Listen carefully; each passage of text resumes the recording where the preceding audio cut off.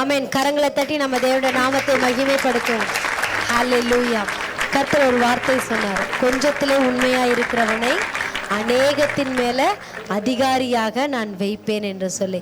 ஆண்டவர் நம்மளை நம்பி கொடுத்த இந்த கொஞ்ச விஷயத்துல, கொஞ்ச காரியத்துல, அது பணமா இருக்கட்டும், இல்ல நேரமா இருக்கட்டும், இல்ல ஒரு வேலையா இருக்கட்டும், இந்த கொஞ்ச விஷயத்துல நம்ம எவ்வளவு உண்மையா இருக்கிறோமோ அதை தேவன் பார்க்கிறவராய் இருக்கிறார். ஹல்லேலூயா. இந்த கொஞ்சத்துல எனக்கு இவ்வளோதான் இருக்கு, என்கிட்ட இவ்வளோதான் இருக்கு, நான் இப்படிதான், நான் இருக்கிற இடமே தெரியாம, இல்ல ஏதோ ஒரு மூலையில இதை எனக்கு இவ்வளோதான் அப்படின்னு நீங்க நினைச்சிருக்கலாம். ஆனா ஆண்டவர் சொல்றார், உனக்கு கொடுக்கப்பட்ட அந்த 5 தாலந்தோ இல்ல 2 தாலந்தோ இல்ல 1 தாலந்தோ அதுல நீ உண்மையா இருக்கும் பொழுது எஜமானன் அநேகத்தின் மேல அதிகாரியாக வைக்க போகிறார். ஹல்லேலூயா. தேவனுடைய நாமம் மகிமைப்படுவதாக. இந்த ஜூன் மாதம் 6ஆம் மாதத்துல தேவனுடைய வார்த்தையை கொடுப்பதற்காக சீட்டு என் பேர்ல விழுந்ததுக்காக நான் தேவனை ஸ்தோத்தரிக்கிறேன். ஹல்லேலூயா, ஹல்லேலூயா. தேவனாகிய கர்த்தர் இந்த நாளில் நம்ம ஒவ்வொருவரோடும் பேச ஆயத்தமாக இருக்கிறார். மத்தேயு எழுதின சுவிசேஷம், மார்க்கு எழுதின சுவிசேஷம், லூக்கா எழுதின சுவிசேஷம், இந்த 3 சுவிசேஷத்திலையும் சொல்லப்பட்ட மிக மிக மிக முக்கியமான, ஒவ்வொரு ஜனங்களும் அறிந்து கொள்ளக்கூடிய ஒரு வார்த்தையைத்தான் தேவ ஆவியானவர் இன்றைக்கு நம்ம கூட பேச போகிறார். ஹல்லேலூயா. எல்லாரும் வேதத்தை எடுத்து வச்சுக்கோங்க. உங்களுக்கு தெரிந்த ஒரு பகுதி தான், ஆனாலும் தெரியாத காரியங்களை தேவன் இன்றைக்கு வெளிப்படுத்த ஆயத்தமாக இருக்கிறார். ஹல்லேலூயா. எல்லாரும் கேட்ட ஒரு வசனம், வேத புஸ்தகம் அப்படின்னாவே, வேதம் என்பது ஒவ்வொரு கிறிஸ்தவனுக்கும் கொடுக்கப்பட்ட ஒரு மேனுவல். ஹல்லேலூயா. ஒவ்வொரு கிறிஸ்தவனும் தான் எப்படி வாழணும், தான் வாழ்ந்தா எப்படி நன்மைகளை பெற்றுக்கொள்ள முடியும், இந்த வேதத்துல நமக்கு முன்பதாக ஓடினவர்கள் எப்படியெல்லாம் ஓடினார்கள், அவங்க எப்படியெல்லாம் ஜெயத்தை சுதந்தரித்தார்கள், சரியா ஓடாதவங்க எப்படியெல்லாம் அவங்க வீழ்ந்து போனார்கள் என்கிற அநேக காரியங்களை இந்த பைபிள்ல சொல்லப்பட்டிருக்குது. ஹல்லேலூயா. பைபிள்ல இங்கிலீஷ்ல நான் ஆல்ரெடி சொல்லியிருக்கேன். B for, I for, B for, L for, E for. பைபிள்னா என்ன? Best instruction before leaving the earth. சொல்லுங்க, B for best instruction before leaving the earth. பைபிள்னா என்னன்னா, ஒரு மனுஷன் இந்த பூமியில பிறந்ததுக்கு அப்புறம் இதுல எப்படி வாழணும், எப்படியெல்லாம் வாழணும் அப்படிங்கிற ஒரு மேனுவல், ஒரு இன்ஸ்ட்ரக்ஷன் தான் இந்த பைபிள். ஹல்லேலூயா. நம்ம வந்தோம், திரும்ப நம்மளுடைய அப்பாவை பார்க்க நம்ம திரும்ப போகிறோம். அதுக்கு முன்பதாக நம்ம என்னென்னவெல்லாம் தெரிஞ்சுக்கணும் அப்படிங்கிற ஒரு காரியத்தை தான் இந்த வேத புஸ்தகம் நமக்கு கற்றுக் கொடுக்கிறது. ஒரு டிவி வாங்கினா அதுக்கு மேனுவல் இருக்கு இல்லையா? ஃப்ரிட்ஜ் வாங்கினா மேனுவல் இருக்கு. அதே மாதிரி ஆண்டவர் இந்த பூமிக்கு உங்களையும் என்னையும் அனுப்பும் போதே இந்த மேனுவலோட தான் அனுப்பி இருக்கிறார். ஹல்லேலூயா. நான் என்ன பண்றது எனக்கு தெரியலையே, பிரச்சனையா இருக்குது, புரியலையே, இந்த மேனுவலை திறந்து படிக்க ஆரம்பிங்க. அந்த சொல்யூஷன் இதுல இருந்து கிடைக்கும். ஹல்லேலூயா. நம்ம பண்ற பிசினஸ்க்கு இதுல இருந்து சொல்யூஷன், நம்ம குடும்பத்துல நடக்கிற பிரச்சனைக்கு இதுல இருந்து சொல்யூஷன், படிப்புல இதுல இருந்து சொல்யூஷன், பொருளாதாரத்துல குறைவா இருக்கிறோமா அதுக்கான சொல்யூஷன்லாம் இந்த புஸ்தகத்துல தான் இருக்கு. ஹல்லேலூயா. ஆனாலும் செய்தி என்னன்னு சொல்லி கேட்டீங்கன்னா, பரலோக ராஜ்யத்தை குறித்த, தேவனுடைய ராஜ்யத்தை குறித்த ஒரு ரகசியத்தை இங்க வந்திருக்கிற உங்களுக்கும் எனக்கும் தேவன் கற்றுக் கொடுக்க ஆசையா இருக்கிறார். ஹல்லேலூயா, ஹல்லேலூயா. ஆண்டவராகிய இயேசு கிறிஸ்து இந்த பூமியில இருக்கும் பொழுது, அந்த 33 வருடத்துல, அவர் 3 வருட ஊழியத்துல அவர் இருக்கும்போது அவர் சொன்ன அநேக காரியங்கள் பார்த்தீங்கன்னா உவமைகளாக ஜனங்களுக்கு சொன்னார். எப்படி ஆண்டவர் சொன்னாரு? உவமைகள். உவமைகள்னா என்ன? இங்கிலீஷ்ல பேரபிள்ஸ்ன்னு சொல்லுவாங்க. உவமைனா என்னன்னா, இங்கிலீஷ்ல இப்படி சொல்லுவாங்க, உதாரணம். எப்படி இந்த பூமிக்கு உரிய காரியங்களை வைத்து பரலோகத்தினுடைய உதாரணங்களை தேவன் நமக்கு கற்றுக் கொடுத்தார். ஹல்லேலூயா. எப்படி ஒரு விவசாயிக்கு எப்படி விவசாயத்தை பத்தி சொன்னா உண்மை புரியுமோ, எப்படி ஒரு எலக்ட்ரீஷியனுக்கு இந்த ஒயரு லைட்டு அதை வச்சு சொன்னா அவனுக்கு புரியுமோ, எப்படி ஒரு படிக்கிற ஸ்டூடெண்ட்டுக்கு மார்க்கு ஃபெயிலு பாஸ்ன்னு சொன்னா புரியுமோ, அதே மாதிரி ஆண்டவராகிய இயேசு கிறிஸ்து இந்த பூமியில வந்தப்போ, இந்த பூமியில அவர் இருக்கிற ஒவ்வொரு நாளும் யாருக்கும் அறியாத, அதுவரைக்கும் மறைக்கப்பட்ட தீர்க்க தரிசிகள்னாலோ, அநேக அதிகாரிகள்னாலோ, அநேக ஜனங்கள்னால தெரியாத காரியங்களாகிய அந்த பரலோக ராஜ்யம் என்கிற ஒரு பொக்கிஷத்தை, ஒரு மர்மத்தை அவர் உவமைகளாக ஜனங்களுக்கு அவர் சொன்னார். ஜனங்களோ அதை கேட்டு உணர்வில்லாதவர்களா இருந்தார்கள். ஆனாலும் அந்த ரகசியத்தினுடைய விளக்கம், விரிவுரை அது சீஷர்களுக்கு கொடுக்கப்பட்டது. ஹல்லேலூயா. அந்த சீஷர்களாகத்தான் இன்னைக்கு நீங்களும் நானும் இந்த இடத்துல வந்திருக்கிறோம். எத்தனை பேர் ஹல்லேலூயா சொல்றீங்க? நம்ம சபையினுடைய நோக்கமே என்ன? சுவிசேஷம் மற்றும் தலைமைத்துவத்தின் மூலம் சமுதாய மறுரூபம். சுவிசேஷம்னா என்ன? இந்த வேத புஸ்தகத்துல ஆண்டவர் சொல்லிக்கிற நற்செய்திகளை நம்ம அறிவிக்கணும், அதுதான் சுவிசேஷம். தலைமைத்துவம்னா என்ன? லீடர்ஷிப். ஒரு லீடராக, ஒரு தலைவனாக என்ன நான் பண்ணணும்? மக்கள் தங்கள் இருக்கிற நிலைமையிலிருந்து தேவன் விரும்புகிற ஒரு நிலைமைக்கு அவர்களை வழிநடத்தக்கூடியதான் ஒரு தலைவனுடைய வேலை. ஹல்லேலூயா.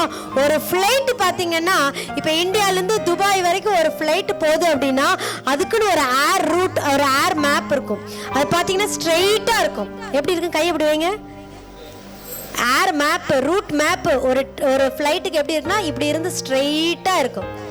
ஆனா ஒரு ஃப்ளைட்டு அந்த ரூட் மேப்பை ஃபாலோ பண்ணி போகும்போது பார்த்தீங்கன்னா ஸ்ட்ரெயிட்டா போகவே போகாது. அது கொஞ்ச நேரம் மேலே போகும், கொஞ்ச நேரம் கீழே போகும், அப்புறம் நேர் வழிக்கு வரும், மேலே போகும், கீழே போகும், மேலே போகும், கீழே வரும், ட்ரிஃப்ட் ஆகி கடைசியாக அந்த ட்ரிஃப்ட் எல்லாம் முடிச்சு ஒரு ஸ்ட்ரெயிட் லைன்ல வந்து அதனுடைய டெஸ்டினேஷனை ரீச் பண்ணும். நீங்க கணக்கு பண்ணி பார்த்தீங்கன்னா 100% கிட்டத்தட்ட 92% அந்த ஏர்பிளைன் பார்த்தீங்கன்னா ஸ்ட்ரெயிட்டா போகாம மேலே போகும், கீழே போகும், ரூட் மாறி மாறி போகும், கடைசியாக பார்த்தா ஒரு டெஸ்டினேஷனை ரீச் பண்ணும். 92% கோணலும் மாறுபாடுமா போகும்.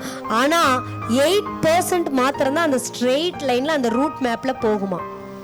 அதே மாதிரிதான் இன்னைக்கு இருக்கிற ஜனங்கள், அது சபைக்குள்ள இருந்தாலும் சரி, சபைக்கு வெளியே இருந்தாலும் சரி, தேவன் விரும்புகிற அந்த டெஸ்டினிக்கு போய் ரீச் ஆகாம அவங்க மேல கீழே, முன்னும் பின்னும், கோணலும், கொஞ்ச நேரம் முன்னாடி, கொஞ்ச நேரம் பின்னாடி, கொஞ்ச நேரம் உலகத்துக்கு, கொஞ்ச நேரம் குடும்பத்துக்கு, கொஞ்ச நேரம் இது அதுன்னு சொல்லி எல்லா பக்கம் ட்ரிஃப்ட் ஆகி கடைசியில ஒரு நேர்கோட்டுக்கு வந்து கடைசியில அவங்க டெஸ்டினியை ரீச் பண்றாங்க. அதுக்கு ரூட் மேப் தேவை. அந்த ரூட் மேப் என்னன்னா இந்த வேத புஸ்தகம். ஹல்லேலூயா. சொல்லுவாங்க உள்ள இருக்கிற ஒரு ஜிபிஎஸ், ஏரோப்ளேனுக்குள்ள இருக்கிற ஒரு ஜிபிஎஸ் தான் அதை கண்ட்ரோல் பண்ணுதான்.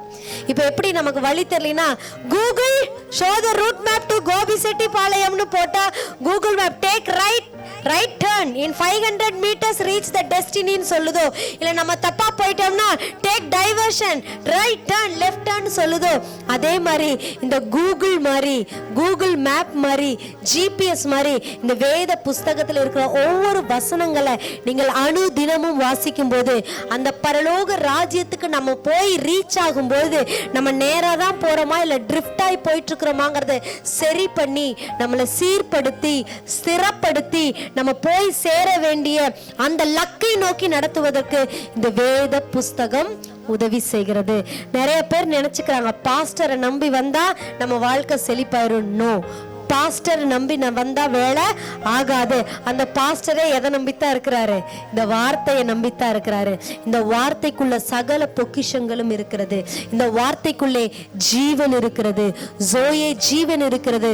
மரித்த வாழ்வையே மறுரூபமாக்கக்கூடிய ஒரு காரியம் இந்த பைபிள்ல இருக்கு. ஒரு ஊழியக்காரர் இப்படி சொன்னாரு, இன்னைக்கு பெரிய பெரிய சபைகள் இருக்கு, சின்ன சின்ன சபை இருக்கு, ஆனா எல்லா சபைகளுக்குள்ளும் பார்த்தா ஜோம்பிஸ் தான் திரியுறாங்கன்னு சொன்னார். ஒரு ஊழியர் என்ன சொன்னாரு? ஜாம்பியா ஏதோ ஒண்ணு, ஜாம்பிஸ் தான் சபைக்குள்ள திரியுறாங்களா. ஜாம்பினா என்னன்னு கேக்குறீங்களா? ரத்தம் குடிக்கிற மிருகம். மனிதர்கள் மிருகமா மாறி மனுஷனா இருக்கிற மற்ற ஜனங்களோட ரத்தத்தை உறிஞ்சி குடிக்கிற ஒரு ஜாம்பிஸா தான் இன்னைக்கு விசுவாசிகளா இருந்தாலும் சரி, அவிசுவாசிகளா இருந்தாலும் சுத்திட்டு இருக்கிறாங்களா. அதுக்கு காரணம் என்னன்னா, மக்கள் பாஸ்டரையே பார்த்து ஓடுறதுனாலதான். மக்கள் பாஸ்டர் கிட்ட போனா எனக்கு இந்த ஆசீர்வாதம் கிடைக்கும், இந்த சர்ச்சுக்கு போயிட்டா எனக்கு இது கிடைக்கும், இந்த சர்ச்சுக்கு போயிட்டா இது கிடைக்கும்னு சொல்லி ஜனங்கள் தேவனை பார்க்காமல், தேவ வார்த்தைகளை கேட்காமல், முகத்தை பார்த்து, இடத்தை பார்த்து, பெரிய பெரிய கட்டிடங்களை பார்த்து, இல்ல இந்த பாஸ்டர் இது பிரபலமான பாஸ்டர், இது புகழ்பெற்ற பாஸ்டர் அப்படின்னு ஓடுறதுனாலதான் ஜனங்கள் இன்னைக்கு ஜாம்பியா மாறிட்டு இருக்கிறாங்க. ஆனா என்னைக்கு ஒவ்வொரு தனிப்பட்ட மனிதனும், நான் இந்த பூமியில பிறக்கும் போது எனக்குன்னு ஒரு மேனுவல் இருக்குது, இந்த மேனுவல் எனக்கு புரியாதனாலதான் இதை சரி பண்ணுகிற ஒரு என்ன சொல்றது எலக்ட்ரீஷியனாக, இல்ல இதை சரி பண்ற ஒரு மெக்கானிக்காக, ஒரு பிளம்பராகத்தான் யார வச்சிருக்காரு, பாஸ்டர் வச்சிருக்காரு. பிளம்பர் கிட்ட வேலை இல்ல, பிளம்பர் வச்சிருக்கிற இந்த இன்ஸ்ட்ருமெண்ட்ல தான் வேலையே இருக்குது. ஹல்லேலூயா, ஹல்லேலூயா. நான் முதலே சொல்லியிருக்கிறேன், பாஸ்டர் என்கிறவர் ஒரு கழுத்து மாதிரி. தலை யாரு? நல்லா ஞாபகம். பாஸ்டர் யாருன்னா தலைன்னு சொல்லிடாதீங்க. தலை யாரு? ஆண்டவராகிய இயேசு கிறிஸ்து. இந்த கழுத்து தான் பாஸ்டர். இந்த சரீரத்தில் இருக்கிற ஒவ்வொரு அவயவங்களும் சபையில் இருக்கிற ஒவ்வொரு விசுவாசிகள், அங்கத்தினர்கள். ஒரு நெகம் இருக்கு, இந்த நெகம் வேண்டாம்னு புடுங்கி போட்டுடலாமா? என் தம்பிக்கு ஒரு ஆக்சிடென்ட் ஆகி இந்த இடத்துல ஒரே ஒரு சின்ன நெகம் தான், பாதிக்கு மேல கட் ஆயிடுச்சு. ஆனா இன்னைக்கு அவனால கிட்டார் வாசிக்க முடியல, சின்ன நெகம்தான். ஆனா போய் இப்போ ஒரு 6 மாசம் ஆக போது கிட்டார் வாசிக்க முடியல. தலையில கொஞ்சம் கொஞ்சம் முடிதான், குட்டி குட்டி முடிதான். எல்லா முடியும் தலையில இருந்து விழுந்துருச்சுன்னா கொஞ்சம் யோசிச்சு பாருங்களேன் எப்படி இருக்கும், பார்க்க முடியுமா? புருவம் தான், இது என்னைக்காவது கவனிச்சிருக்கிறீங்களா? இல்ல. இந்த கண் இமைதான், குட்டி குட்டி முடிதான், எத்தனை இருக்குன்னு எண்ணி இருக்கிறீங்களா? இல்ல. ஆனா இந்த கண்ணுல புருவம் இல்லாம, இந்த கண்ணுல இமைகள் இல்லாம நீங்க இருந்தா எப்படி இருக்கும்? கொஞ்சம் யோசிச்சு பாருங்க. இருக்க முடியாது. சபையில அதே மாதிரி எல்லாருக்கும் ஒரு பொறுப்பு இருக்கிறது. எல்லாரையும் ஆவியானவர் சபையிலே வைத்திருக்கிறார். நல்லா கவனிச்சுக்கோங்க. பரலோக ராஜ்யத்தை குறித்த தரிசனத்தை இன்னைக்கு ஆண்டவர் நமக்கு வெளிப்படுத்த போகிறார். அதற்கு உங்களையும் என்னையும் தேவன் தெரிந்து கொண்டிருக்கிறார். கரங்களை தட்டுங்க பார்க்கலாம். என்ன அந்த ரகசியம்? ரொம்ப நேரமா பேசிட்டே இருக்கீங்களே, இன்னும் வசனத்துக்குள்ளேயே வரல. எடுத்து வாசிக்கலாம். மத்தேயு எழுதின சுவிசேஷம் 13ஆம் அதிகாரம் 1ஆம் வசனம். இயேசு அன்றைய தினமே வீட்டிலிருந்து புறப்பட்டு போய் கடலோரத்திலே உட்கார்ந்தார். ஆமென், ஹல்லேலூயா. முதல் வசனம், அன்றைய தினமே வீட்டிலிருந்து புறப்பட்டு போய் கடலோரத்தில் உட்கார்ந்தார். 11ஆம் வசனம். அவர்களுக்கு அவர் பிரதியுத்தரமாக, பரலோக ராஜ்யத்தின் ரகசியங்களை அறியும்படி உங்களுக்கு அருளப்பட்டது, அவர்களுக்கோ அருளப்படவில்லை. 12. உள்ளவன் எவனோ அவனுக்கு கொடுக்கப்படும், பரிபூர்ணமும் அடைவான். இல்லாதவன் எவனோ அவனிடத்தில் உள்ளதும் எடுத்துக்கொள்ளப்படும். 13. அவர்கள் கண்டும் காணாதவர்களாயும் கேட்டும் கேளாதவர்களாயும் உணர்ந்து கொள்ளாதவர்களாயும் இருக்கிறபடியினால் நான் உவமைகளாக அவர்களோட பேசுகிறேன். 50வது வசனம். 51. அவர்களை அக்கினி சூளையிலே போடுவார்கள், அங்கே அழுகையும் பற்கடிப்பும் உண்டாயிருக்கும் என்றார். பின்பு இயேசு அவர்களை நோக்கி, இவைகளை எல்லாம் அறிந்து கொண்டீர்களா என்று கேட்டார். அதற்கு அவர்கள், ஆம், அறிந்து கொண்டோம் ஆண்டவரே என்றார்கள். ஹல்லேலூயா. என்ன இந்த வசனம் எல்லாம் உங்களுக்கு மர்மமா இருக்கும், அதனாலதான் அந்த மர்மத்துக்குள்ளேயே கொண்டு போறேன். பரலோக ராஜ்யம் என்பது ஒரு ரகசியத்தை குறிக்கிறது. பரலோக ராஜ்யம்னா என்னன்னு இன்னைக்கு நிறைய பேருக்கு தெரியல. சபைக்கு வர்ற சின்ன பிள்ளைங்களுக்கும் தெரியல, வளர்ந்தவர்களுக்கும் தெரியல, வயசானவங்களுக்கும் தெரியாம இருக்குது. அந்த பரலோக ராஜ்யத்தின் ரகசியம் என்ன என்பதை குறித்து இந்த வேத புஸ்தகம் உங்களுக்கும் எனக்கும் கற்றுக் கொடுக்கிறதா இருக்கிறது. ஹல்லேலூயா. இந்த ரகசியமானது மற்ற ஜனங்களுக்கு அது ஒரு உவமைகளாக சொல்லப்பட்டது. ஆனாலும் தேவனுடைய சீஷர்களுக்கு, ஆண்டவராகிய இயேசுவுடைய சீஷர்களுக்கு அது அந்த ரகசியத்தை அவர்கள் கேட்டு உணரும்படியாக, அதை புரிந்து கொள்ளும்படியாக அவர்களுக்கு அது அருளப்பட்டது. இந்த மத்தேயு 13ஆம் அதிகாரத்துல நீங்க பாத்தீங்கன்னா மொத்தம் 7 உவமை சொல்லப்பட்டிருக்குது. இன்னைக்கு ஒரு சாதாரண மெசேஜ் மாத்திரமல்ல, ஒரு டீச்சிங். அதுதான் இந்த முதல் வசனம். ஆண்டவராகிய இயேசு கிறிஸ்து வீட்டிலிருந்து புறப்பட்டு போய் கடலோரத்துல போய் ஒரு படகுல ஏறி உட்கார்றாரு. அப்ப அங்க ஜனங்கள் எல்லாரும் வர்றாங்க. அவங்களுக்கு அங்க போதிக்க ஆரம்பிக்கிறார். அவர் போதிக்கும் போது அது உவமையாக அவர் போதித்தார். அந்த உவமையின் கருத்து என்னன்னு ஜனங்களுக்கு சொல்லல. ஆனா சீஷர்கள் வந்து கேக்குறாங்க, இந்த கருத்து என்ன, அவங்க கூட ஏன் உவமையா பேசுனீங்கன்னு கேள்வி கேட்கும் போது ஆண்டவர் சொல்றார், உங்களுக்கு இது அருளப்பட்டது, அவர்களுக்கு இது அருளப்படவில்லை. உள்ளவன் எவனோ அவனுக்கு கொடுக்கப்படும், அவன் பரிபூரணமும் அடைவான். இல்லாதவன் எவனோ அவனிடத்திலிருந்து உள்ளதும் எடுத்துக்கொள்ளப்படும். இந்த வசனத்தை நம்ம நிறைய முறை படிச்சிருக்கிறோம். உலக பிரகாரமா பார்த்தா சொல்லுவாங்க, இல்லாதவனுக்கு தாயா நீ கொடுக்கணும், இருக்கிறவனுக்கே சும்மா சும்மா நீ பணத்தை அள்ளி அள்ளி கொடுத்துட்டு இருந்தா அவன் மேலும் மேலும் பணக்கார ஆவான், இல்லாத ஒருத்தனுக்கு நீ பணத்தை கொடுத்தாதானே அவன் நல்லா வளர முடியும்னு ஜனங்கள் சொல்லுவாங்க. இது உலக கூற்று. ஆனா இங்க பைபிள் சொல்லுது, உள்ளவனுக்கு கொடுக்கப்படும். 5 தாலந்து 2 தாலந்து 1 தாலந்து உள்ளவன் எவனோ அவனுக்கு கொடுக்கப்படும். 5 தாலந்தை வச்சு நீ அதை பெருக்கி இருந்தா உனக்கு கொடுக்கப்படும். அந்த 5 தாலந்தை நீ என்ன பண்ணிருந்தா, புதைச்சிருந்தா, அந்த 5 தாலந்தை நீ யூஸ் பண்ணாம வச்சிருந்தா உன்கிட்ட இருக்கிறதும், புரியுதா? எல்லாருக்கும் புரிஞ்சவங்க ஒரு அல்லையிலேயே சொல்லுங்க பார்க்கலாம். எல்லாரும் சின்ன பிள்ளைங்க ரொம்ப நல்லா கவனிங்க. யாராவது உங்ககிட்ட உள்ளவன் எவனோ அவனுக்கு கொடுக்கப்படும், இல்லாதவன் எடுத்து அவனுக்கு எடுத்துக்கொள்ளப்படும் அப்படின்னா என்ன, எனக்கே ஒன்றும் புரியாதுன்னு யாராவது சொன்னா நீங்க போய் அவங்களுக்கு சொல்லி கொடுக்கணும். சொல்லி கொடுப்பீங்களா? என்னன்னு சொல்லணும், உங்ககிட்ட ஆண்டவர் கொடுத்திருக்கிற அந்த ஆசீர்வாதத்தை நீங்கள் பெருக செய்யும் போது ஆண்டவர் உங்களுக்கு அதிகமாக கூட்டி கொடுப்பார். உங்களுக்கு கொடுத்த ஆசீர்வாதத்தை நீங்கள் புதைத்து வைக்கும் பொழுது, ஆண்டவருக்காக அதை பிரயோஜனப்படுத்தாத போது உங்ககிட்ட இருக்கிறதையும் அவர் எடுத்துக்கொண்டு யாரு கொடுக்கறாங்களோ அவங்க கிட்ட தூக்கி கொடுத்துருவாரு. ஹல்லேலூயா. அதத்தான் ஆண்டவர் அங்க சொன்னாரு. அவங்களுக்கு நான் உவமையா சொன்னேன், உங்களுக்கு நான் பதிலா சொல்றேன், நீங்க கொஞ்சம் நல்லா கவனிங்க. ஆண்டவர் உங்களையும் என்னையும் பார்த்து சொல்லுகிறார், பரலோக ராஜ்யம் ஒரு ரகசியம்.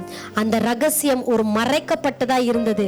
இயேசு கிறிஸ்து இந்த பூமியில வந்த உடனே அந்த ரகசியம் வெளிப்படுத்தப்பட்டது. எல்லாரும் பரலோகத்துக்கு போகணும். இன்னைக்கு வயசானவங்க சொல்ற ஒரே காரியம், நான் பரலோகத்துக்கு போகணும், பரலோகத்துக்கு போகணும், பரலோகத்துக்கு செத்தான எங்கதான் போனோம், பரலோகத்துக்கு போகணும். ஆண்டவராக இயேசு கிறிஸ்து இந்த பூமியில வந்தப்போ அவர் சொல்றாரு, தேவனுடைய ராஜ்யம், பரலோக ராஜ்யம் உங்களுக்குள் வந்திருக்கிறது. எத்தனை பேருக்கு இந்த வசனம் உள்ள போகுதுன்னு எனக்கு தெரியல. எல்லாரும் அங்க இருக்கிற பரலோகத்தை பாக்குறாங்க. ஆனா இயேசு சொன்னாரு, பரலோக ராஜ்யம் வேற எங்க உள்ள, உங்களுக்குள்ள இருக்குது. அந்த உங்களுக்குள்ள இருக்கிற அந்த பரலோக ராஜ்யம், அந்த தேவனுடைய ராஜ்யம், அது ஒரு ரகசியம், அது மறைக்கப்பட்டது. அது தீர்க்கதரிசிகள் எல்லாரும் ஆசையா அதை தேடினாங்க. ஆனா அவங்களால பார்க்க முடியல, அவங்களால கேட்க முடியல. ஆனா சீஷர்களுக்கு அது அருளப்பட்டது. அதே மாதிரி இன்றைக்கு உங்களுக்கும் எனக்கும் அது அருளப்பட்டிருக்கிறது.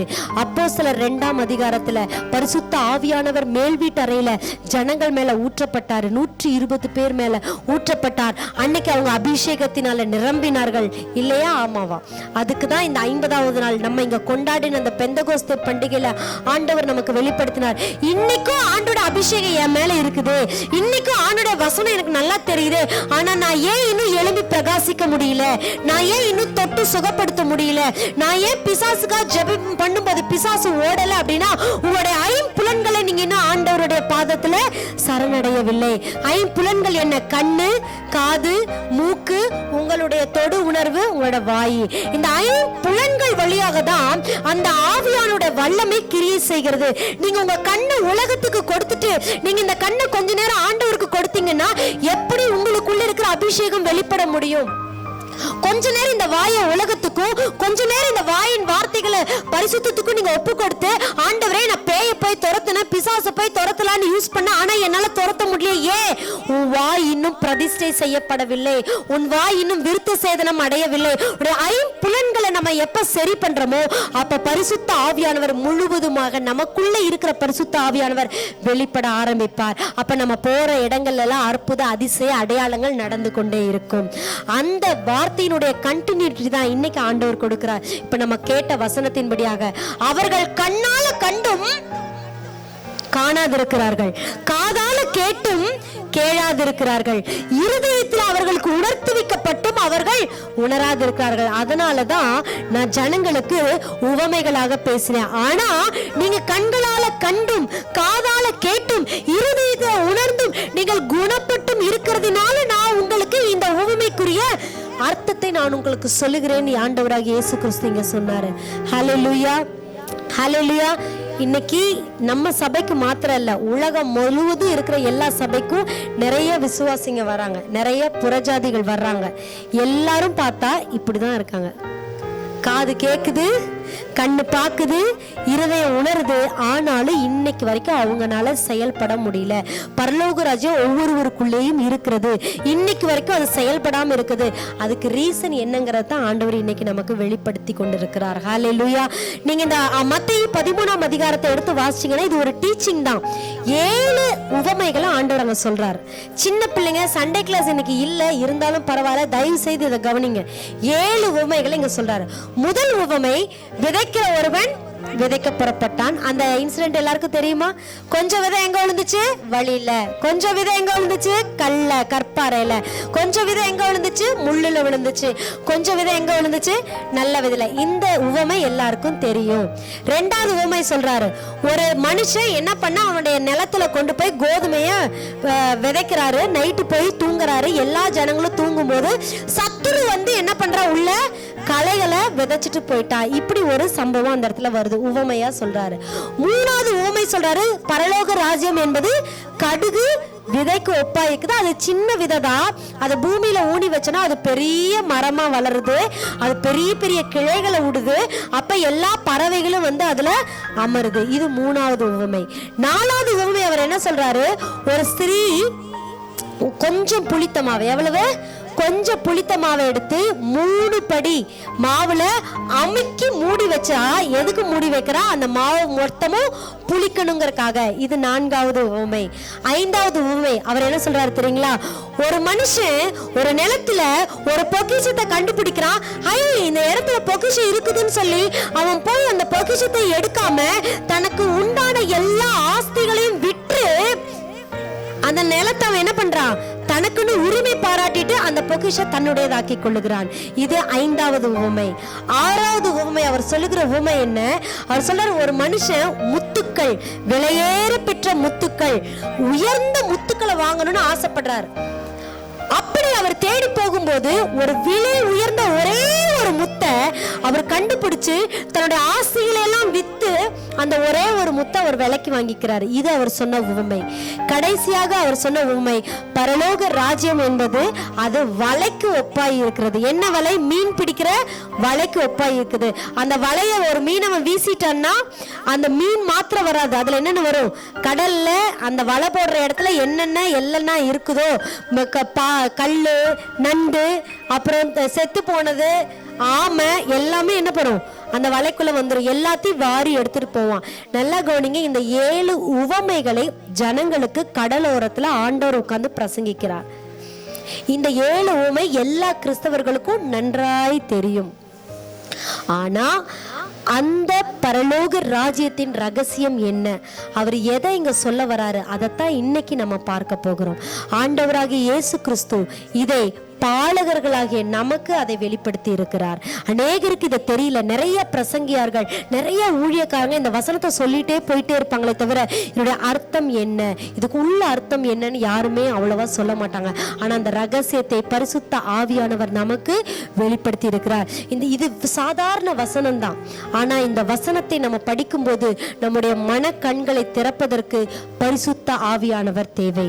பரிசுத்த ஆவியானவர் வரும்போது நீங்க இந்த வசனத்தை படிக்கும்போது உங்கள் கண்களை அவர் திறப்பார், காதுகளை அவர் திறப்பார், உடைய வாய்களை அவர் திறப்பார். உடைய இருதயத்துல உங்க கிட்ட இருந்து எதெல்லாம் சரி பண்ணணுமோ அதையெல்லாம் சரிப்படுத்த பரிசுத்த ஆவியானவர் தேவை.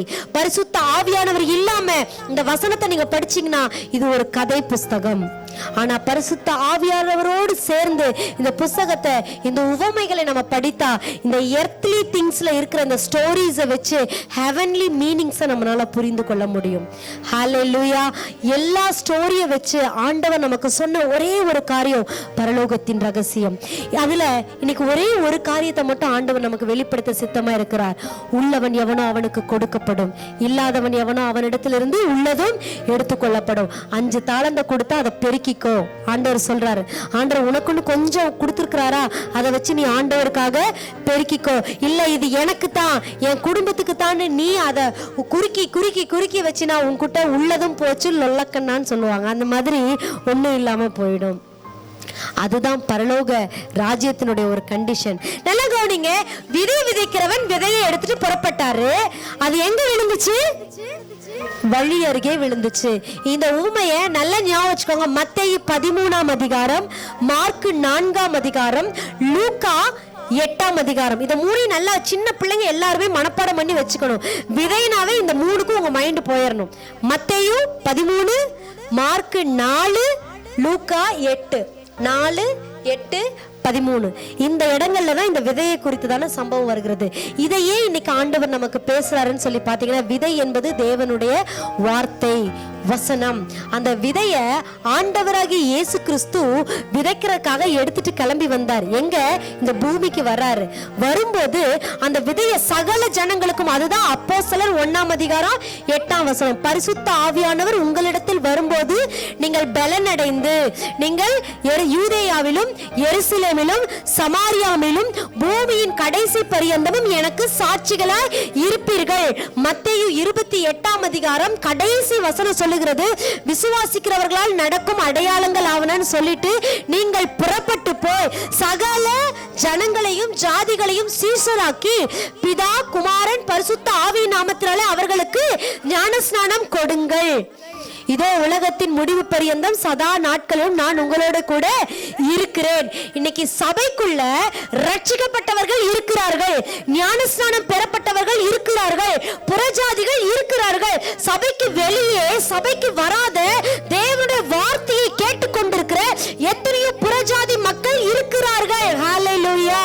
எல்லாருக்கும் சுவிசேஷம் அறிவிக்கப்படுகிறது, உவமைகளாக சொல்லப்படுகிறது. அவர்கள் அந்த உவமைக்குரிய அர்த்தத்தை அவங்க புரிந்து கொண்டால், பரலோக ராஜ்யத்தின் மேன்மையை அறிந்து கொண்டால், அவர்கள் தேவனுடைய சித்தத்தின்படி நடப்பார்கள்.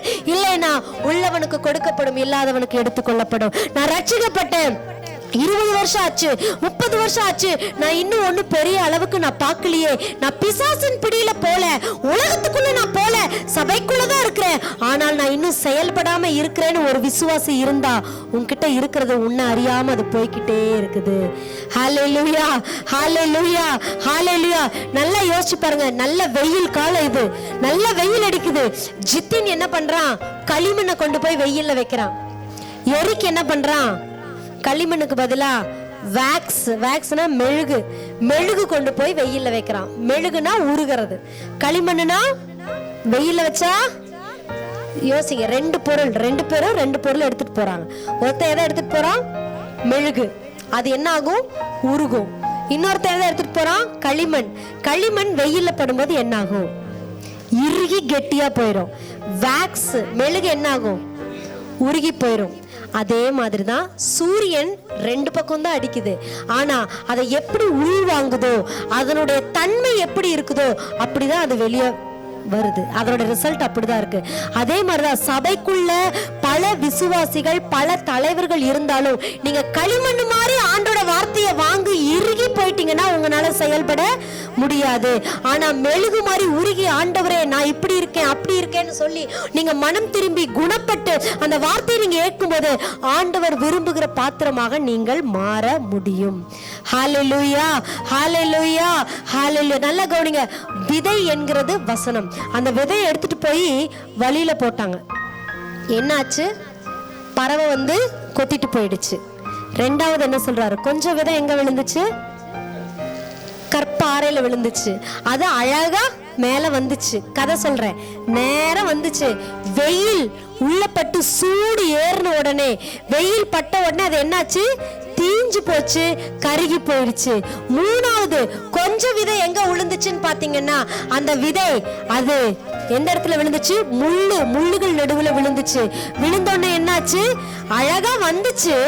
வர வர வர வெளியில இருக்கிற அந்த முள்ளெல்லாம் என்ன பண்ணிடுச்சு? அதை அமுக்கி போட்டுச்சு. கையை வச்சு இப்படி சொல்லுங்க, அமுக்கி போட்டுருச்சு. அடுத்தது கொஞ்சம் விதை எங்க விழுந்துச்சு? நல்ல நிலத்துல விழுந்துச்சு. நிறைய நேரத்துல நம்ம சொல்றோம், பிசாசு என்னை கெடுத்துட்டான், நான் நல்லா தான் இருந்தேன், பிசாசு என்னை கெடுத்து விட்டான், பிசாசு என்னை வஞ்சனை பண்ணிட்டான், பிசாசு தான் எல்லாத்துக்கும் காரணங்க அப்படின்னு நம்ம சொல்றோம். ஆனா இந்த வசனம் நமக்கு கற்றுக் கொடுக்கிறது என்ன? முதல் வார்த்தை, ஆண்டோடைய சத்திய ஜீவ வார்த்தைய ஒவ்வொரு வாரமும் சபைக்கு வந்து இல்ல யூடியூப் வாயிலாக கேட்டுக்கொண்டிருக்கிற நீங்களும் நானும் வழியருகே இருக்கிறவங்கள மாதிரி இந்த காதுல வாங்கிட்டு இந்த படி விட்டு இறங்கும் போதே மறந்துட்டோம்னா பிசாசு என்ன பண்ணுவான், உள்ள இருக்கிற வசனத்தை தூக்கிட்டு போயிடுவான், அதை பறித்து கொண்டு போயிடுவான். அது விதைக்கு வேல்யூவே இல்லாம போயிடும். பிசாசுக்கும் வசனம் நல்லா, அதுதான் வழி அறிக்கை இருக்கிறவங்க. வசனத்தை கேட்குறீங்க. போன வாரம் அந்த 50வது நாள் இங்க ஒரு ஜெபம் நடந்துச்சு. யாருக்கெல்லாம் அந்நிய பாஷை வர இல்லையோ அவங்க எல்லாம் ஜெபம் பண்ணலான்னு ஜெபம் பண்ணோம். ஹெசர்ஜா இந்த வரத்தை வாங்கிட்டா. ஹல்லேலூயா. பஸ் வண்டியில போகும்போதெல்லாம் திடீர்னு அவன் அந்நிய பாஷையில பேச ஆரம்பிக்கிறான். சொல்ற ஸ்டாப் பண்ணவே முடியல மம்மி, அடிக்கடி வருது. கொஞ்ச நாளைக்கு முன்னாடி ஜனவரி மாசம் இங்க திடீர்னு பாஸ்டர் இதுக்கு பெராக்கா போயிருந்த டைம்ல இங்க ஒரு சின்ன பிள்ளைங்க, வாலிப பிள்ளைங்களுக்காக ஒரு பிரேயர் மீட்டிங் வச்சிருந்தோம். அந்த பிரேயர் மீட்டிங்ல ஜித்தின் அபிஷேகத்தை பெற்றுக்கொண்டான். ஒரு பிரேயருக்காக ஒரு வீட்டுக்கு போயிருக்கான். அவன் சொல்றான், இங்க ரொம்ப பிரச்சனையா இருக்கும் போல இருக்கு, ஹஸ்பண்ட் அண்ட் ஒய்ஃபுக்குள்ள ஒரே பிரச்சனையா இருக்க மாட்டிருக்கு. இவங்க மேல வரும்போது அந்த சூரியனுடைய அந்த உஷ்ணம் தாங்க முடியாம, அவங்களால வேர் விட முடியாம, வசனத்தின் நிமித்தம் வந்த துன்பம், வசனத்தின் நிமித்தம் வந்த உபத்திரவத்தினால அவங்க வேர் விடாம கருகி போயிட்டாங்க. இது யாருன்னா பிசாசு செய்யல, நீங்க தான் உங்க குடும்பத்தினுடைய வீழ்ச்சிக்கு காரணம். நீங்க தான் உங்க குடும்பம் இன்னைக்கு இருக்கிற நிலைமைக்கு காரணம். நீங்க தான் வசனத்தை கற்பாறையில விதைக்கப்பட்ட விதை. ஆளுடைய வசனம் எல்லாருக்கும் தான் விதைக்கப்படுகிறது. நீங்க கற்பார மாதிரி அதை உள்ள ஏத்துக்கிட்டு உபத்திரவமும் துன்பமும் வரும் பொழுது, ஐயோ போதும், இந்த இயேசுவே வேண்டாம், இந்த ஊழியமே வேண்டாம், எனக்கு இந்த பிரச்சனையே வேண்டாம், நீங்க அந்த வார்த்தை மேல நம்பிக்கை வைக்காம நீங்க இருக்கும்போது அது கருகி போய் விடுகிறது. இது பிசாசினுடைய தந்திரம் அல்ல, நீங்கள் எப்பேற்பட்ட நிலமாய் இருக்கிறீர்கள் என்பதை அது குறிக்கிறது. ஹல்லேலூயா. இது ரெண்டாவது ஒரு காரியம். மூணாவது விதை எங்க விழுந்துச்சு? முள்ளுகளுக்குள்ள. இவங்க ரொம்ப பரிதாபம். விழுந்த இடம் என்னமோ, நான் கேட்கிறேன், முள்ளு வளர்ந்து வந்துச்சா இல்லையா?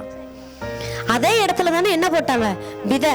முள்ளே வளர்ந்து வருதான், விதை வளராதா? வளரும். வளர்ந்துதான் வந்துச்சு.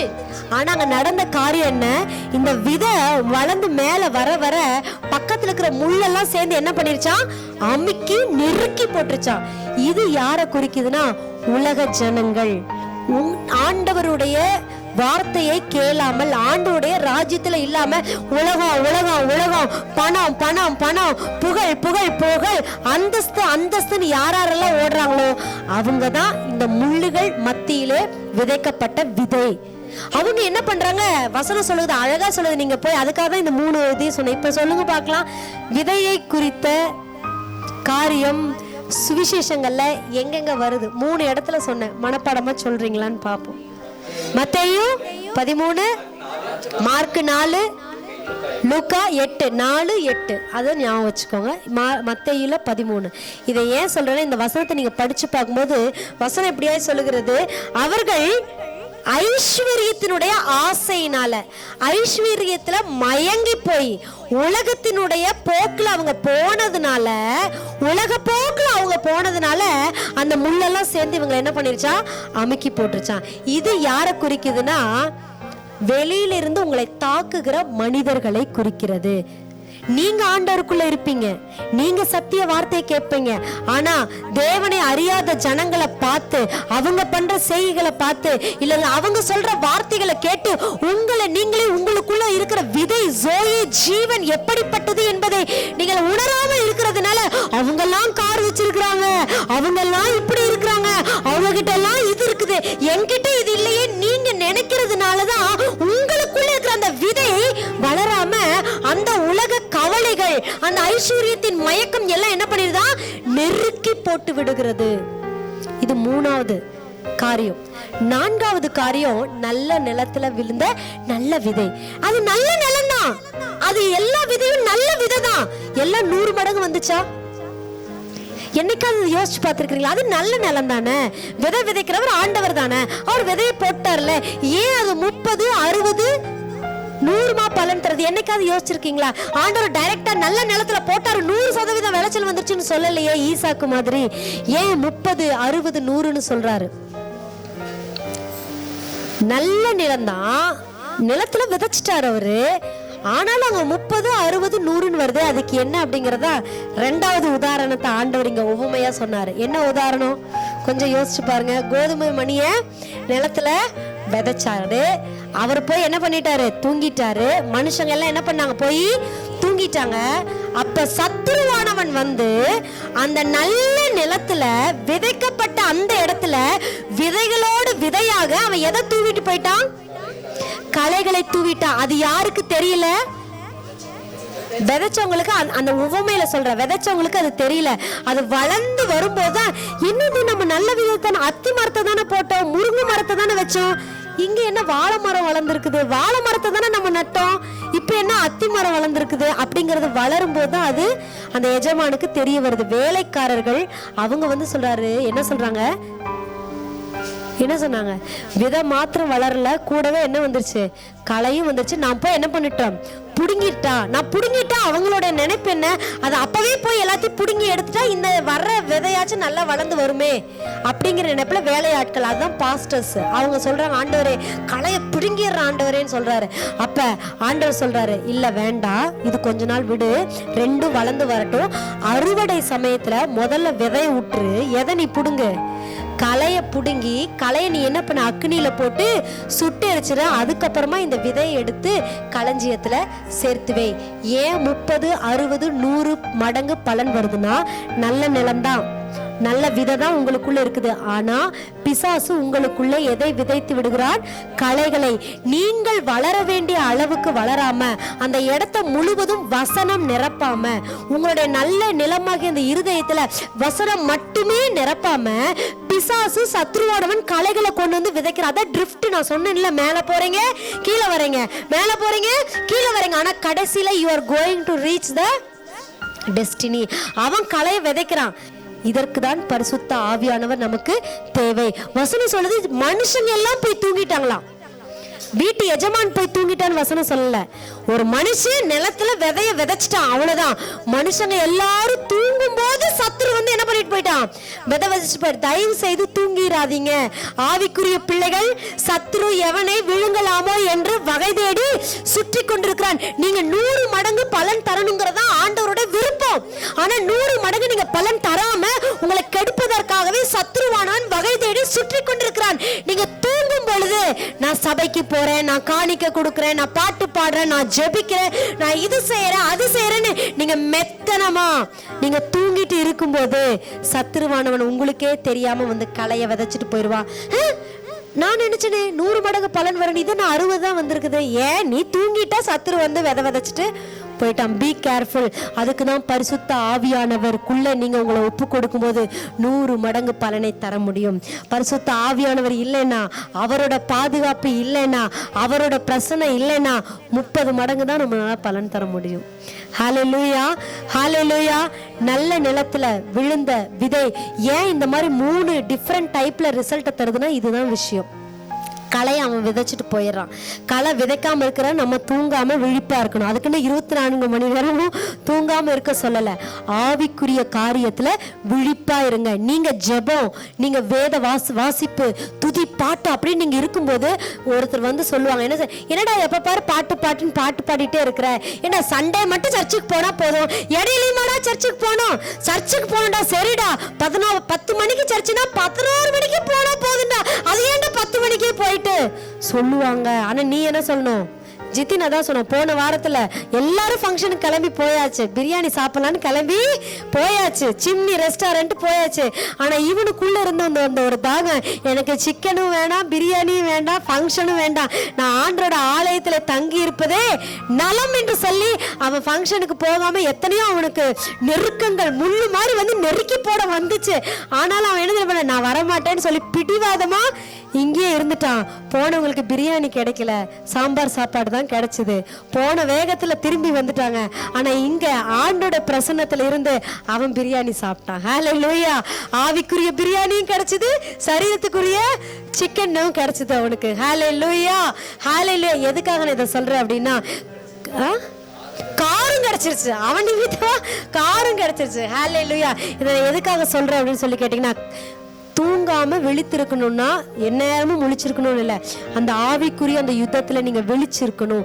நீங்க சர்வாயுத வர்க்கத்தை தரித்து நீங்க நின்னீங்கன்னா போதும், அவன் உங்களை கண்டு ஓடிடுவான். அதனாலதான் பாத்தீங்கன்னா விவசாய நிலத்துல காக்காலாம் வந்து அந்த குருவிகள்லாம் வந்து கொத்திட்டு போக கூடாது என்ன பண்ணிருப்பாரு, ஒரு பொம்மைய நிக்க வச்சிருப்பாங்க. கருப்பு சட்டை போட்டு ஒரு பொம்மையை நிக்க வச்சுட்டா காக்காலாம் வந்து பார்த்து பயந்துட்டு போயிருமா. அதே மாதிரி பிசாசு களவாடலாம், விதைய விதைக்கலாம், களைய விதைக்கலாம் அப்படின்னு சொல்லி வரும்போது உள்ள பரிசுத்த ஆவியானவர் இருக்கிறாருன்னு தெரிஞ்சுச்சுன்னா வருவானா, விதைப்பானா? முடியாது. அவரை நீங்க எழுப்பி விட்டுட்டே இருங்க. அதனாலதான் பழைய ஏற்பாட்டுல சொல்லி இருக்குது, மெனோரா. மெனோரானா ஆண்டுடைய ஆலயத்துல எரிகிற அக்கினி, அவருடைய விளக்கு. அந்த விளக்கு அவருடைய ஆசரிப்பு கூடாரத்தில் 24 மணி நேரமும் எரிந்து கொண்டே இருக்க வேண்டும். அது அணையவே கூடாது. கொஞ்சம் மங்கி எரிஞ்சா கூட எண்ணெயை ஊத்தி திரிய தட்டி விட்டு அவங்க என்ன பண்ணுவாங்க, விளக்கை எரிச்சு விட்டுட்டே இருப்பாங்க. அதனாலதான் ஆவியில எப்பொழுதும் அனலாயிருங்கள், பிசாசுக்கு இடம் கொடாமல் இருங்கள். நீங்க இப்படி இருந்தா 100 மடங்கு பலன் உங்களுக்கு கொடுக்கப்படும். ஹல்லேலூயா. இதத்தான் இந்த லூக்கா 8ஆம் அதிகாரத்துல இன்னும் அருமையா, அந்த லூக்காங்கிறவர் நல்லா படிச்சவர் இயேசு கிறிஸ்து உவமைகளா ஜனங்களுக்கு சொன்னாரு. சீஷர்கள் புரிஞ்சுக்கிட்டாங்க. ஆனா லூக்கா ஒரு டாக்டர், அவர் நல்லா எழுதி நல்ல பழக்கம் இருக்கிறவர். அவரு எழுதும் போது அவர் சொல்றாரு, லூக்கா 8:12 வசனத்துல வாசிச்சீங்கன்னா, வழியருகே விதைக்கப்பட்ட விதையானது விசுவாசித்து ரட்சிப்பு அடையாதபடிக்கு இருக்கிறாங்களாம். விசுவாசம் இருக்கு, ஆனா ரட்சிப்படைய மனசு இல்ல. எத்தனையோ புறஜாதிகள், எத்தனையோ கிறிஸ்தவர்கள் இன்னைக்கும் விசுவாசிக்கிறேன்னு சொல்லி இன்னும் ரட்சிப்பு அடையாமல் இருக்கிறார்கள்.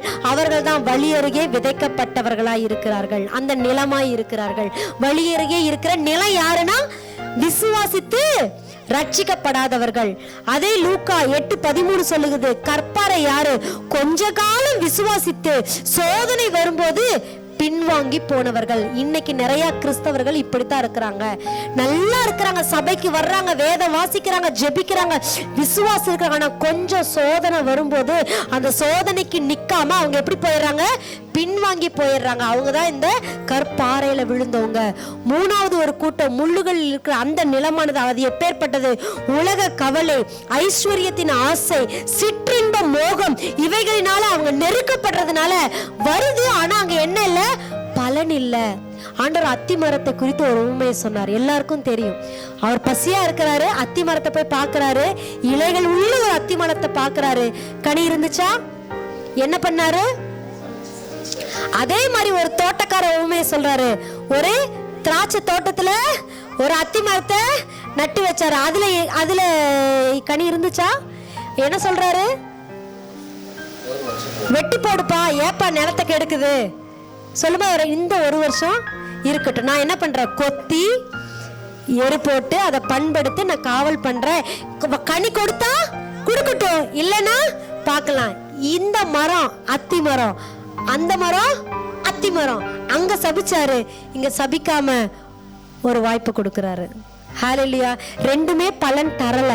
ஆனா இங்க ஒரு சாபம், இங்க ஒரு நாள் கொடுக்கிறாரு. அதே மாதிரிதான் ஆண்டவர் புறஜாதிகளாக தேவனை அறிந்தும் அறியாம இன்னைக்கு வரைக்கும் கனி கொடுக்காம விசுவாசி 5 தாளந்த வாங்கி புதைச்சு வச்சிட்டு இருக்கிற, கனி கொடாம இருக்கிற ஜனங்கள் நெகட்டிவா பார்த்தா இப்படித்தான்.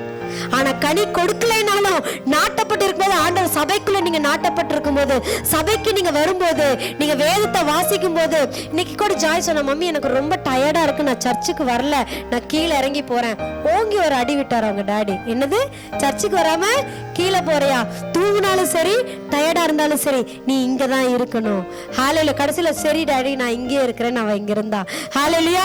கனி தந்தாலும் சரி, கனி தரலினாலும் சரி, அந்த தோட்டக்காலம் பார்வையிலே நம்ம இருக்கும் பொழுது கொத்தி எரி போட்டு அடுத்த வருஷத்துலயாச்சும் இது பலன் கொடுக்கும் சொல்லி அவர் வச்சிருப்பாரு.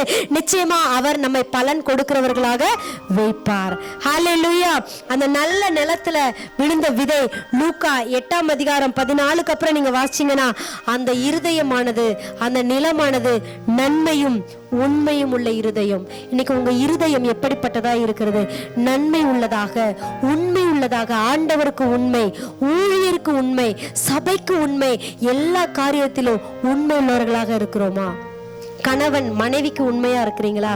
பிள்ளைகள் பெற்றோருக்கு உண்மையா இருக்கிறீர்களா? ஆண்டவர் உங்களுக்கு சம்பாதிக்க பலனை கொடுக்கும் போது அந்த சம்பாத்தியத்தை நம்ம வாங்கி எனக்கு எனக்கு எனக்குன்னு வைக்காம ஆண்டவருக்கு கொடுக்கணுங்கிறதுல உண்மை உள்ளவர்களா இருக்கிறீங்களா? ஆண்டவர் உங்களை நம்பி ஒரு பொறுப்பு கொடுத்திருக்கிறாரு, படிப்பு கொடுத்திருக்கிறாரு. அந்த படிப்புல நீங்க உண்மையா படிக்கிறீங்களா, இல்ல ஏனோ தானோ நீங்க படிச்சுக்கிட்டு இருக்கீங்களா? ஆண்டவர் உங்களுக்குள்ள வரங்களையும் திறமைகளையும் தாளந்தையும் வச்சிருக்கிறாரு. வச்சிருந்தும் செயல்படாம நீங்க இருக்கிறீங்களா, இல்ல உண்மை உள்ளவர்களா இதை நீங்க அபிவிருத்தி பண்ணி நீங்க செய்கிறவர்களா இருக்கிறீங்களா? ஒரு உதாரணத்தை நம்ம சங்கீதத்துல நம்ம பார்க்கலாம். வாழ வயதின் குமாரர் பலவான் கையில் உள்ள அம்புகளுக்கு ஒப்பாய் இருக்கிறார்கள்னு இருக்கு வசனம். நான் சொல்றேன், ஒன்னா அம்பாயிரு, அப்படி இல்லைன்னா அம்பு பதப்படுத்துற இடத்துல நீ இருந்துரு. நான் இன்னும் அந்த அம்பரத்தூணுக்கு நான் என்ன பண்ணல, போகல. ஆனா நான் இன்னும் எப்படித்தான் இருக்கிறேன்.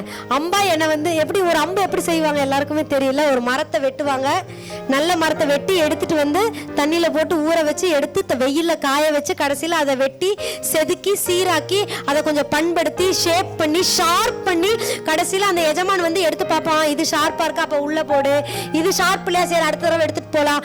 தயவு செய்து ஆண்டருடைய சமூகத்துல அம்பா இருந்துருங்க. ஒருவேளை அந்த அம்பரா தூண்ல இல்லைன்னாலும் பரவாயில்ல, என்னவா இருந்துருங்க, அம்பாவாச்சு இருந்துருங்க. அம்பா இல்லைன்னா வம்ப விலை கொடுத்து வாங்கி ஆண்டவரோட கரங்கள் இல்லாம பிசாசோட கரங்கள்ல நம்ம போய் சேர்ந்துருவோம். ஹல்லேலூயா. அதனால நன்மையும் உண்மையும் உள்ள இருதயத்துல வசனம் சொல்லுது. அந்த வசனத்தை நீங்க எடுத்து கூட வாசிக்கலாம், நான் நோட் பண்ணாம விட்டுட்டேன். லூக்கா 8ஆம் அதிகாரம் 14க்கு அப்புறம் வரும், நன்மையும் உண்மையுமான இருதயத்துல காத்து பொறுமையுடனே பலன் தருகிறதா இருக்குது அப்படின்னு சொல்லி வசனம் இருக்கு. நல்ல நிலத்தில் விதைக்கப்பட்டவர்கள். ஆமென். எத்தனாம் வசனம்? 15. ஓகே. வசனத்தை கேட்டு அதை உண்மையும் நன்மையுமான இருதயத்திலே காத்து பொறுமையுடனே பலன் கொடுக்கிறவர்களாய் இருக்கிறார்கள். நல்ல கவனிங்க, நன்மையும் உண்மையும் நன்மையுமான இருதயத்திலே காத்து பொறுமையுடன் பலன் கொடுக்கிறவர்களாய் இருக்கிறார்கள். ஆபிரகாம் காத்து பொறுமையா இருந்தாரு. வாக்குத்தத்தம் கிடைச்ச உடனே ஆகான்னு எந்திரிச்சு பறக்கல, காத்து பொறுமையா இருந்து ஆசீர்வாதத்தை பெற்றுக்கொண்டார். அதே மாதிரி பைபிள்ல எத்தனையோ பேரு காத்து பொறுமையா இருந்து ஆசீர்வாதத்தை பெற்றுக்கொள். பிஞ்சில பழுத்தா வெம்பி போயிடும், சாப்பிட்டா டேஸ்ட் வராது. நம்ம காலம் வர வரைக்கும் கொஞ்சம் பொறுமையாய் காத்திருந்து பலன் கொடுக்கிறவர்களாய் இருக்க வேண்டும். அந்த வேலைக்காரங்க வந்து சொன்னாங்கல்ல, என்ன சொன்னாங்க, இப்பவே புடுங்கிட்டுமா சொன்னார், வேண்டாம் விட்டு வளரட்டும், ரெண்டும் சேர்ந்து வளரட்டும், கடைசியில் இதை பிடுங்கி அக்னியில போடு, இதை பிடுங்கி என்னுடைய களஞ்சியத்துல செய்த, அதுதான் நடக்க போகுது. ஹல்லேலூயா. உலகத்தின் முடிவுல இன்னைக்கு ஆண்டவர் சொல்றாரு, அக்கினிக்கு இரையாக்க வைக்கப்பட்டிருக்கிறார்கள் யாரு? சத்திய ஜீவ வசனத்தை கேட்டும் அதன்படி செயல்படாமல் இருக்கிறவங்க. சபைக்கு வரணும்னு தெரிஞ்சும், நான் குத்தம் சொல்லல, ஆனா எனக்கு இங்க நிக்குமோ சொல்லுது, அந்த காலத்துல ஆண்டவராகிய இயேசு கிறிஸ்து இருக்கும்போது வியாதியஸ்தர்களை எங்க கொண்டு வந்தாங்க? இருமல் இருந்தாலும் இருமிட்டே எத்தனை நாள் சபைக்கு வந்திருக்கிறோம். காய்ச்சல் இருந்தாலும் இந்த காய்ச்சலோட உள்ளே வச்சு வந்து உட்கார்ந்துக்கலாம், படுத்துக்கலாம்னு எத்தனை நாள் வந்திருக்கிறோம். ஆனா இன்னைக்கு ஜனங்கள், எனக்கு காய்ச்சலா இருக்குது அதனால சபைக்கு வர முடியல. காய்ச்சலா இருந்தா எங்கதான் வரணும்? இங்கதான் இருக்குது மருந்து. இங்க மருந்து எல்லாம் வீட்லயே ரெஸ்ட்ல இருந்தா எப்படி கிடைக்கும் விருந்து? ஹல்லேலூயா. ஸோ அதனால நன்மையும் உண்மையுமான இருதயமா நம்ம இருந்து அந்த விதையை நம்ம காத்து, அதுதான் கோதுமை மணியானது நிலத்திலே விழுந்து சாகாவிட்டால் பலன் தராது. இயேசு கிறிஸ்து வந்தாரு, இந்த பூமிக்கு வந்தாரு, தன்னையே முழுவதுமாக அர்ப்பணித்தார், செத்தாரு, உயிரோட எழுந்தாரு. இன்னைக்கு நம்ம எல்லாம் அவரோட பலன்களா நம்ம இருக்கிறோம். ஹல்லேலூயா.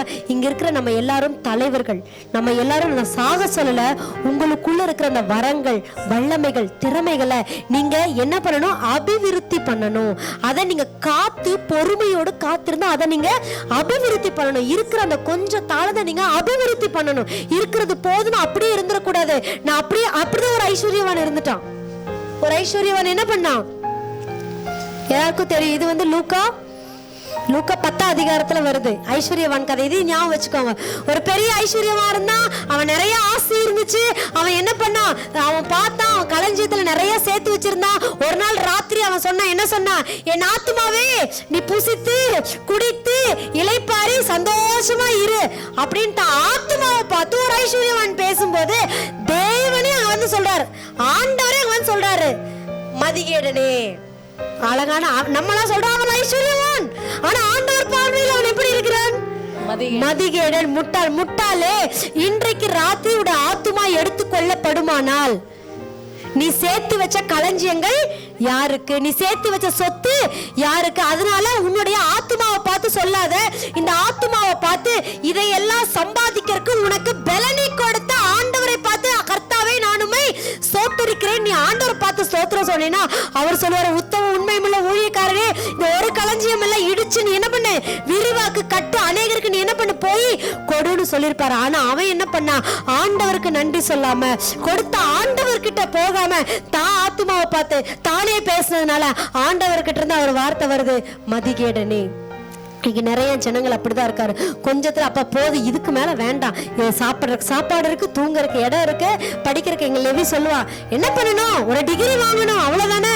அதுக்கு என்ன ஃபர்ஸ்ட் மார்க்கே வாங்கணுமா, அதுக்கு என்ன நீட்டே எழுதணுமா, அதுக்கு டாக்டரே ஆகணுமா, எப்படி இருந்தாலும் படிச்சு முடிச்சு ஊழியத்துக்கு தானே நான் வர போறேன், அதுக்கு எதுக்கு டாக்டர் ஆயிட்டு, அதுக்கு எதுக்கு அந்த ஐயோ அதெல்லாம் வேண்டாம், போதும் ஜஸ்ட் பாஸ் வாங்கி பாஸ் பண்ணி ஆண்டோட ஊழியத்துக்கு வந்துடுறேன். நோ. ஹல்லேலூயா, ஹல்லேலூயா. நான் ஆண்டவருக்காக ஆண்டவருக்காக நான் என்ன பண்ணணும், அதை இப்பதான் கொஞ்சம் கொஞ்சம் சொல்லி அவன் வந்து அந்த அந்த ட்ரிஃப்டிங்ல இருந்து கொஞ்சம் இப்பதான் வந்து அந்த லைனுக்கு வந்துட்டே இருக்கிறான்லே.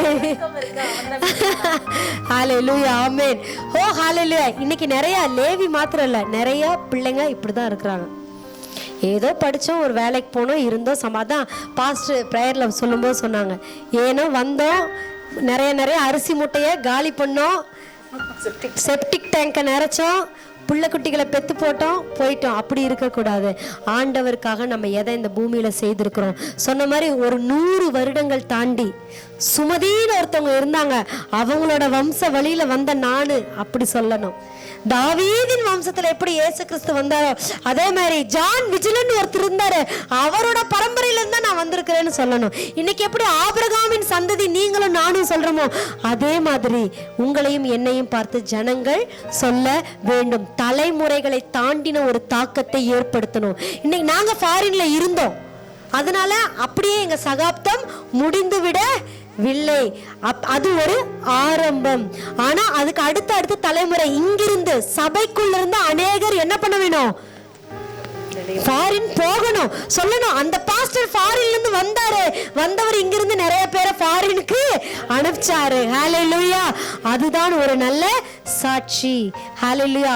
பரலோக ராஜ்யம் அது மறைபொருளா இருந்தது.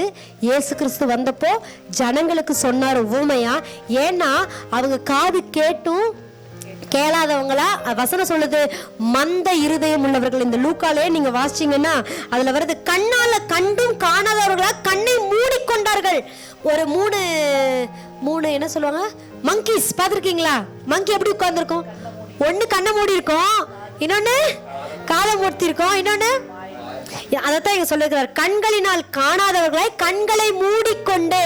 இரண்டாவது, காதுகளினால் கேட்டும் கேளாதவர்களாய் மந்தமாய் கேட்கிறாங்க. ஆனா எப்படி கேட்கிறாங்க, பாக்குறாங்க. ஆனா எப்படி பாக்குறாங்க, கண்ணு மூடிட்டு பாக்குறாங்க. அவர்களுடைய இருதயம் உணர்ந்து கொள்ளாமல் அவர்கள் இன்னும் மனம் திரும்பாமல் இருக்கிறதுனால ஆண்டவராக இயேசு கிறிஸ்து பயங்கரமா வருத்தப்பட்டு இந்த ஒரு வார்த்தையை சொல்றாரு, நான் அவர்களை ஆரோக்கியமாக்காமலும் அவர்கள் குணப்படாமலும் அவர்கள் மனம் திரும்பாமலும் இருக்கிறதுனால அவர்களுடைய இருதயம் கொழுத்திருக்கிறது. பக்கத்துல பார்த்து சொல்லுங்க, இருதயம் கொழுத்திருக்குது.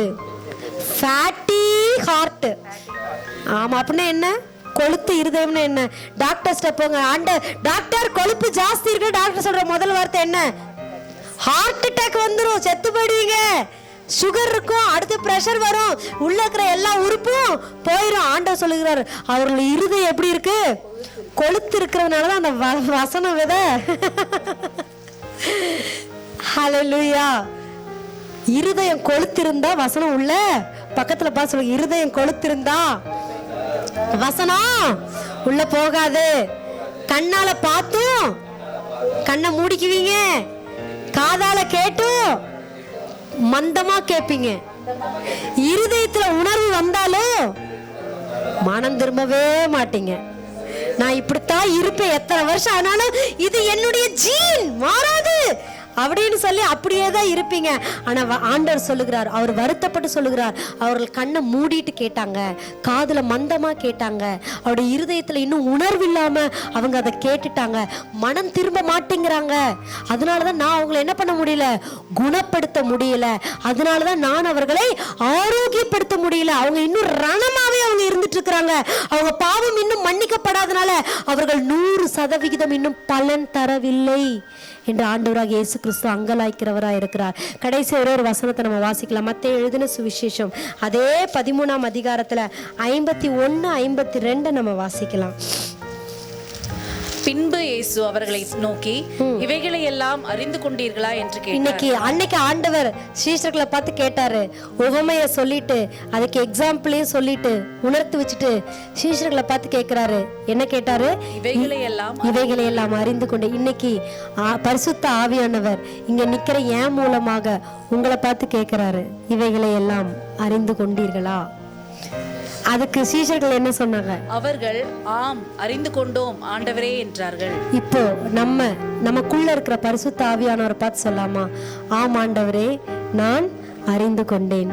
பரலோக ராஜ்யத்தின் ரகசியங்கள் அவர்களுக்கு உவமையா சொல்லப்பட்டுச்சு, ஆனா எங்களுக்கோ அதனுடைய அர்த்தத்தை புரிய வைத்திருக்கிறீங்க. உள்ளவனுக்கு கொடுக்கப்படும், இல்லாதவனிடத்துல இருந்து உள்ளதும் எடுத்துக்கொள்ளப்படும். அவங்க கண்ணால பார்த்து கண்ணை மூடிட்டாங்க, காதால கேட்டும் காதை அடைச்சுக்கிட்டாங்க.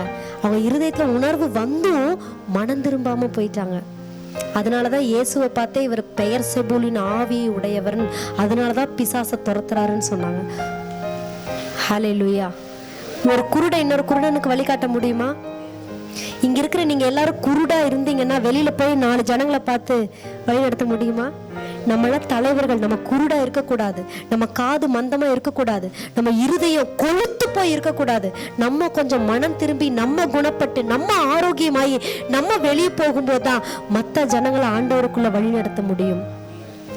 ஏன் தெரியுமா சீஷர்களுக்கு இதை சொன்னாங்க ஆண்டவர்? அதை நான் கேட்டேன், ஏன் ஆண்டவர் சீஷர்களுக்கு சொன்னீங்க? உங்க கூடவே இருந்துட்டாங்கல்ல, அதனால தானே சொன்னீங்கன்னு நான் கேட்டேன். ஆண்டவர் ராத்திரியில் எனக்கு சொன்னாரு, நான் என் கூடவே இருந்ததுனால அவங்களுக்கு நான் இதை வெளிப்படுத்தல.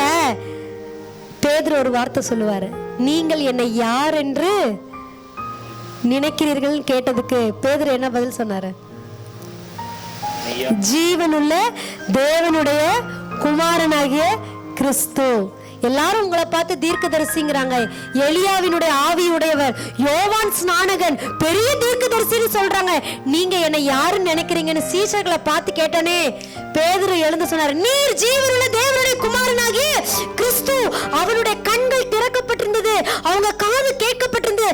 அதனாலதான் ஆண்டவராகிய இயேசு கிறிஸ்து அந்த உவமையை சீஷர்களுக்கு வெளிப்படுத்தினார்.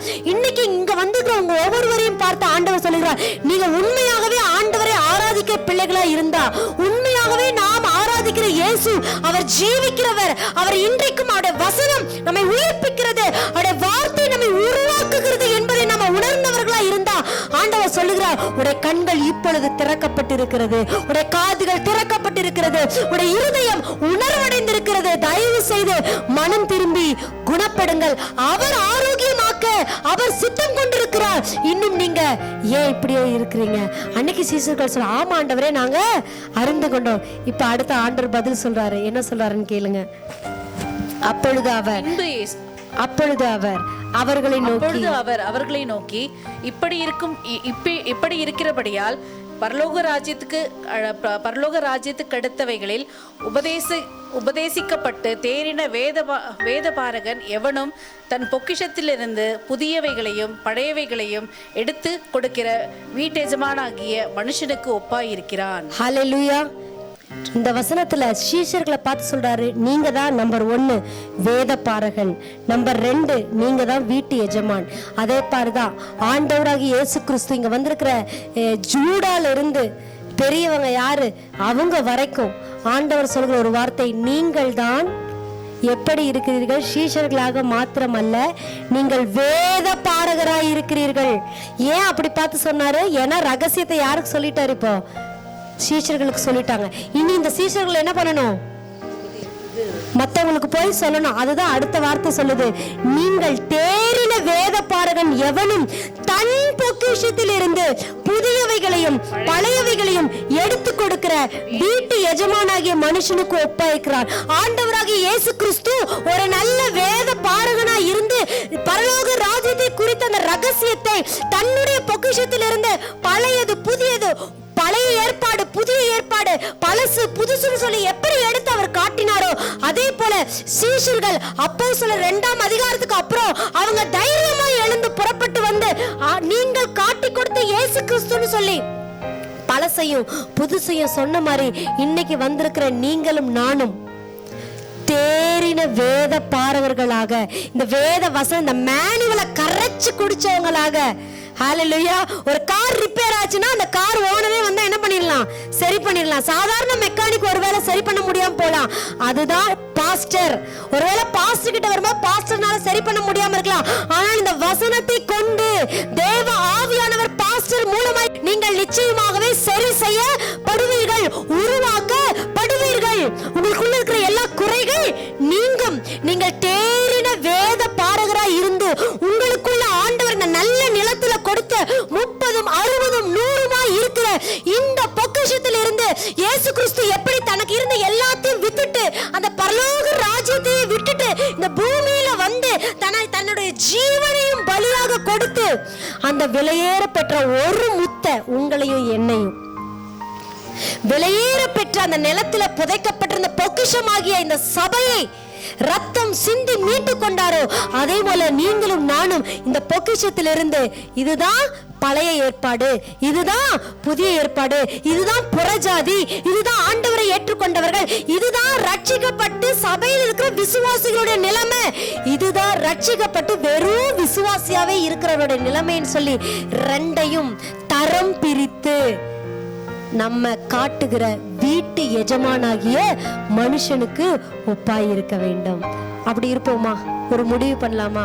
ஆண்டவரே, இது சொன்ன மாதிரி ஒரு செய்தி அல்ல, பட் ஒரு டீச்சிங். ஆண்டவராகிய இயேசு கிறிஸ்து அன்னைக்கு கடலோரத்துல உட்கார்ந்து அன்னைக்கு கூட ஆண்டவராகிய இயேசு கிறிஸ்துவை எல்லாரும் பார்த்து பெயர் சோபியுள்ள ஆவியை உடையவர்னு சொல்லி எல்லாரும் அவரை பரியாசம் பண்ணி அவரை திட்டி அவமானப்படுத்தின அந்த சூழ்நிலையில கூட ஆண்டவராக இயேசு கிறிஸ்து என்ன அவமானப்படுத்துறாங்கன்னு சொல்லி அவர் வேதனைப்படாம எனக்குன்னு ஒரு மிஷன் இருக்குது, ஹalleluya, எனக்குன்னு ஒரு டெஸ்டினி இருக்குது, அதை நோக்கி தான் நான் போகணும்னு சொல்லி தன்னை பரியாசம் பண்ணினவர்கள் மத்தியில தேவனுடைய ராஜ்யத்தின் ரகசியங்களை சீஷர்களுக்கு சொல்லி கொடுத்து ஜனங்களுக்கு சொல்லி கொடுத்து எப்படி வழி நடத்தினாரோ அதே மாதிரி இன்னைக்கு இங்க வந்திருக்க நம்ம எல்லாரும் நம்ம போகிற வருகிற இருக்கிற இடங்களில தேவனுடைய ராஜ்யத்தினுடைய ரகசியத்தை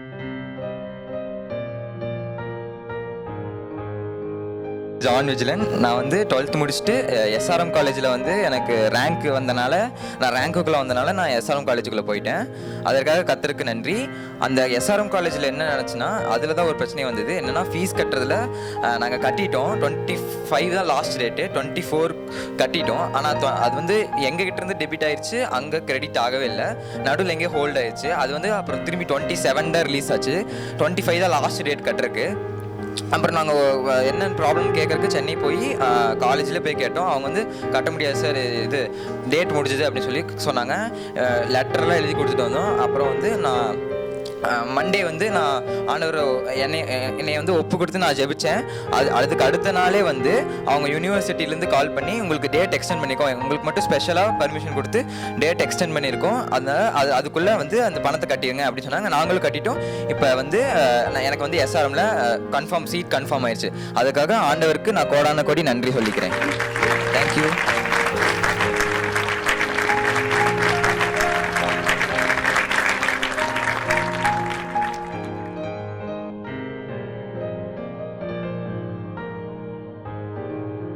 உதவி செஞ்சார். அதுக்கான காசு தேவைகளையும் சந்தித்தார். அதுக்கான கொடான கொடி ஸ்தோத்திரம். எனக்கு போன்ற 2 வாரமாக எனக்கு வந்துட்டு தலைவலி இருக்குது. இன்றைக்கி கூட காலையில் ரொம்ப தலைவலி, நான் சர்ச்சுக்கு வர முடியாதுன்னு தான் நினச்சேன். ஆனால் ஏசப்பா இங்கே வந்து ஒரு அரை மணி நேரத்தில் அது தலைவலி காணாமல் போக உதவி செஞ்சார். அதுக்காக கொடான கொடி ஸ்தோத்திரம். நிறைய இடங்களை சுற்றி பார்க்க உதவி செஞ்சார்.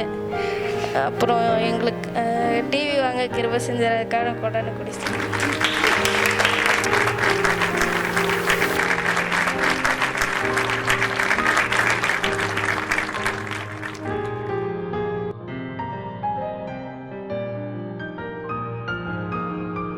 எல்லாத்துக்கும் ஸ்தோத்திரம். இந்த நாள் கொடுத்துக்க நன்றி சொல்லிக்கிறேன் ஏசப்பாக்கு. முந்தா நேற்று வந்து